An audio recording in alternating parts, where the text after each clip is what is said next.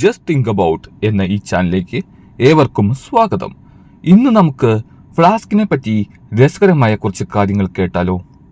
1892 Scottish ശാസ്ത്രജ്ഞനായ sir James ദേവാർ flask കണ്ടുപിടിച്ചത്. Laboratory പരീക്ഷണങ്ങൾക്കായി ദ്രവരൂപത്തിലുള്ള വാതകങ്ങൾ തണുപ്പിച്ച് സൂക്ഷിക്കാനാണ് അദ്ദേഹം ഇത് നിർമ്മിച്ചത്. അതിനാൽ ഇതിനെ ദേവാർ ഫ്ലാസ്ക് എന്നും വിളിക്കാറുണ്ട്.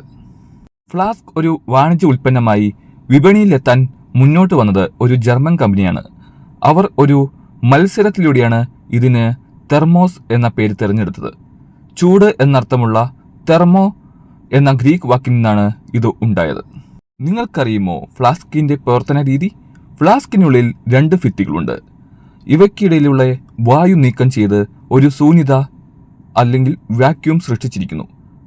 ചൂട് പുറത്തേക്ക് പോകാനോ അകത്തേക്ക് വരാനോ ഒരു മീഡിയം ഇല്ലാത്തതിനാൽ ദ്രാവകങ്ങൾ ദീർഘനേരം ഒരേ താപനിലയിൽ ഇരിക്കുന്നു.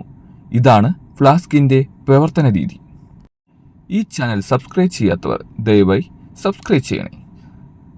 അടുത്ത വീഡിയോയുമായി ഉടനെ വരുന്നു.